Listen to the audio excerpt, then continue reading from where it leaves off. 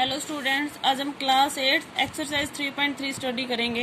देखिए इसमें first question है given A parallelogram A B C D. आपको एक पैरेललोग्राम दिया है A B C D. Complete each statement along with the definition और प्रॉपर्टी यूज्ड। आपको ये ब्लैंक दे रखे हैं, कंप्लीट करने हैं डेफिनेशन और प्रॉपर्टी को यूज करते हुए। तो देखिए सबसे पहले पैरेललोग्राम क्या होता है। पैरेललोग्राम में ये साइड इसके पैरेलल होती है और बराबर होती है। ये साइड अपोजिट साइड जो होती हैं वो बराबर होती है और पैरेलल होती हैं। ये एंगल अपोजिट एंगल क्या होते हैं, बराबर होते हैं। ठीक है। और जो डायगोनल होते हैं वो क्या होते हैं, आपस में बाइसेक्ट होते हैं, बाइसेक्ट ईच अदर। ठीक है, ये होता है आपके पास। तो देखिए सबसे पहले आपके पास एडी। एडी क्या है, आपके पास एक साइड है, तो ये किसके बराबर होगी, आपके पास बीसी के बराबर होगी, क्योंकि इसके अपोजिट साइड ये है ना। तो ये साइड किसके बराबर आएगी, बीसी के। ठीक है, तो आप लिखेंगे AD is equal to BC. ठीक है, और रीजन में क्या लिखेंगे आप, रीजन में यहाँ लिखना है opposite sides of a parallelogram are equal. Parallelogram के अपोजिट साइड क्या होती हैं, बराबर होती हैं। ठीक है, फिर देखिए सेकंड है आपके पास angle D C B. Angle D C B, देखिए एंगल डी सी बी कौन सा एंगल है, ये वाला एंगल। तो मैंने कहा था पैरेललोग्राम में अपोजिट एंगल बराबर होते हैं, मतलब इस एंगल के कौन सा एंगल बराबर होगा, ये वाला एंगल बराबर होगा, एंगल डी ए बी। ठीक है, तो आप सेकंड पार्ट में लिखेंगे यहाँ पे angle D C B is equal to angle D A B. और रीजन में क्या लिखेंगे आप, opposite angles of a parallelogram are equal. ठीक है, फिर देखिए थर्ड में आपसे पूछा है ओसी किसके बराबर है। देखिए ओसी ये वाला, ठीक है, ओसी किसके बराबर होगा, ओ ए के बराबर होगा ना, क्योंकि डायगोनल ऑफ पैरेललोग्राम क्या हो, यहाँ पे इसमें बाइसेक्ट हो रहे हैं, बाइसेक्ट ईच अदर। तो ये हाफ पार्ट किसके बराबर होगा, इसके बराबर होगा। ठीक है, तो आप लिखेंगे O C is equal to O A. यहाँ लिखेंगे डायगोनल्स ऑफ ए पैरेललोग्राम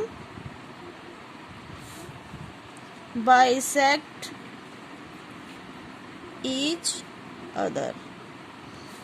ठीक है, फोर्थ में आपसे पूछा है M angle D A B. Angle D A B मतलब ये वाला एंगल डी ए बी, ये वाला angle, plus M angle C D A, ये वाला एंगल। एम आपके पास कोई भी कांस्टेंट है। ठीक है, एम क्या है, कांस्टेंट है आपके पास। ये एंगल और ये एंगल किसके बराबर होगा, देखिए पैरेललोग्राम में एक ही साइड पे जो दो एंगल बनते हैं वो एडजेसेंट एंगल होते हैं, और उन दोनों का सम कितना होता है, 180 होता है। देखिए जैसे ये एक साइड पे बन रहे हैं, इन दोनों का सम 180 होगा। ये दोनों एक साइड पे बन रहे हैं, ये इन दोनों का एड 180 होगा। ये दोनों एक साइड पे बन रहे हैं, इन दोनों का एड 180 होगा।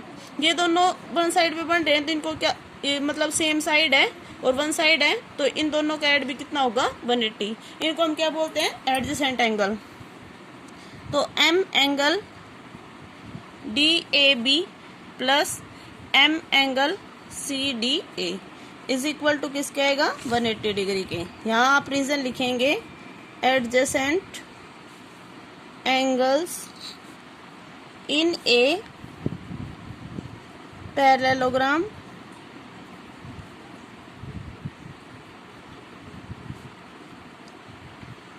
Are supplementary. Supplementary means 180। ठीक है, ये हो जाएगा आपके पास। अब देखिए इसका जो क्वेश्चन नंबर 2 है वो किस तरह से करना है। देखिए स्टूडेंट्स, क्वेश्चन नंबर 2 आपके पास, consider the following parallelogram.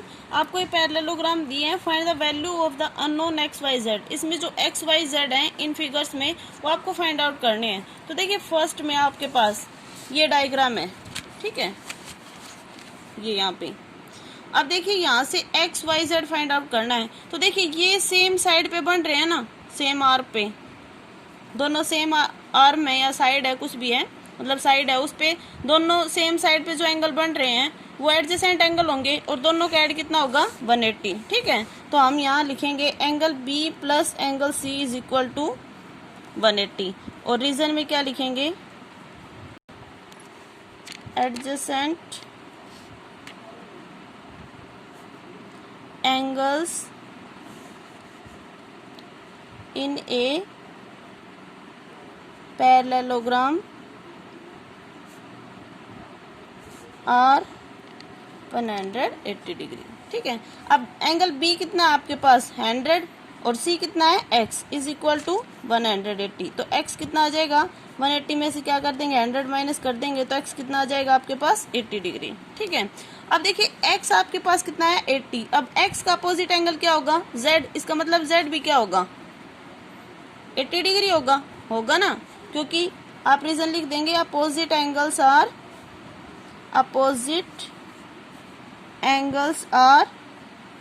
Equal in a parallelogram.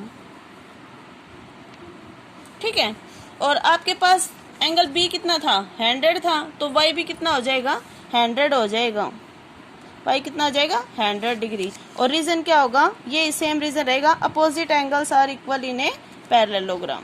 ठीक है, तो x आपका 80 आ गया, z 80 आ गया और y कितना आ गया 100 आ गया। अब देखिए इसका सेकंड पार्ट दे रखा है, उसमें आपके पास इस तरह से डायग्राम है,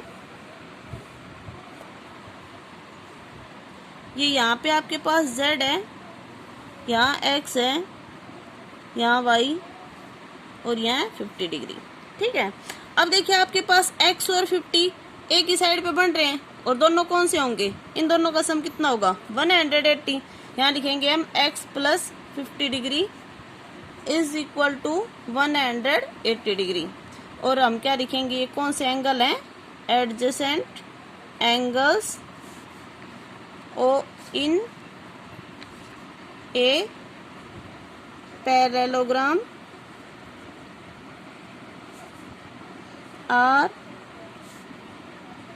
सप्लीमेंट्री। ठीक है, अब यहाँ से x कितना आ जाएगा देखिए 180 में से 50 को माइनस कर दिया, x कितना आ गया 130 डिग्री आ जाएगा ना। अब देखिए x 130 आया है तो x का अपोजिट एंगल क्या है y, इसका मतलब y भी कितना होगा 130 होगा ना। तो आप यहाँ से लिखेंगे देखिए यहाँ पे x का अपोजिट एंगल क्या है आपके पास y है और वो भी कितना हो जाएगा 130 डिग्री। क्यों opposite angles are equal in a parallelogram. ठीक है, ये पैरेललोग्राम लिखा है मैंने, opposite angles are equal in a parallelogram. अब आपको क्या निकालना है z निकालना है, तो देखिए ये लाइन इसके क्या है पैरेलल है। ठीक है, ये लाइन इसकी क्या होती है पैरेलल होती है। ठीक है, अब पैरेलल होगी तो देखिए आप इस तरह से भी कर सकते हैं कि ये क्या पैरेललोग्राम और पैरेललोग्राम के चारों एंगल का ऐड कितना होगा आपके पास 360 डिग्री। 360 डिग्री आप इन सभी का सम कर लीजिए और इस एंगल को मान लीजिए क्या एंगल ए। ठीक है, तो हमने लिखा in a parallelogram sum of angles are 360 degree. ठीक है, तो हमने लिखा 50 plus Y plus X plus A is equal to 360। 50 degree, Y कितना था 130, एक्स भी कितना था 130, ए क्या करना है आपको फाइंड आउट करना है। तो यहाँ से 360 इनको ऐड कर लीजिए 0 3 3 6 और 6 5 11 और 1 2 3। ठीक है, अब देखिए ए कितना आ जाएगा आपके पास, इसको इसमें से माइनस करेंगे कितना आ जाएगा 50 डिग्री। अब ए कितना है आपके पास 50 डिग्री आया है। अब ये एक स्ट्रेट लाइन जा रही है, ये एक रे आ रही है, तो इन दोनों का सम कितना होगा 180 होगा ना। तो आप क्या लिखेंगे A plus Z is equal to 180 degree और ये कौन से एंगल होंगे linear pair angle. Linear pair angle में क्या होता है, दोनों का सम 180 होता है। अब आपको z फाइंड आउट करना है। a कितना दे रखा है 50, 50 plus z is equal to 180। तो z कितना आ जाएगा 180 माइनस 50, तो z भी कितना आ जाएगा आपके पास 130। z भी 130 आए हैं आपके पास, x और y भी कितने आए हैं 130 डिग्री। ठीक है, देखिए स्टूडेंट थर्ड डायग्राम आपके पास इस तरह से है। अब देखिए ये 90 डिग्री है, तो इसका वर्टिकली अपोजिट एंगल x होगा, तो x भी कितना होगा 90 होगा, तो x कितना आ जाएगा आपके पास 90 डिग्री। ठीक है, और ये क्या हो जाएगा आपके पास वर्टिकली अपोजिट एंगल्स।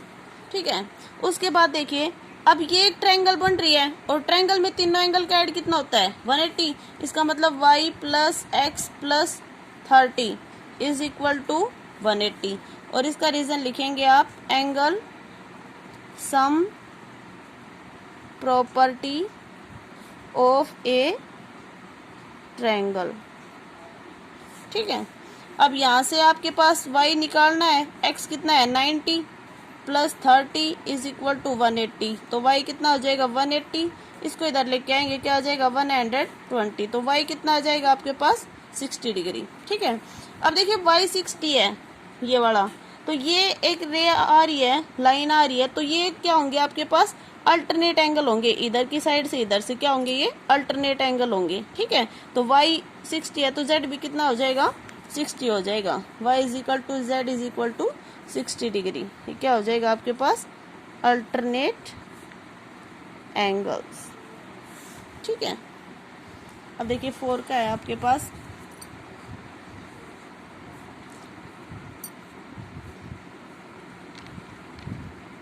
ये आपके पास 80 डिग्री, यहाँ है z, ये y, और यहाँ है आपके पास x।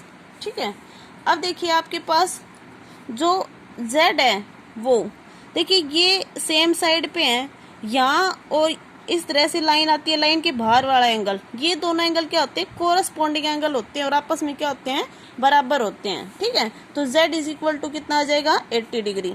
आप यहाँ रीजन लिखेंगे कोरस्पॉन्डिंग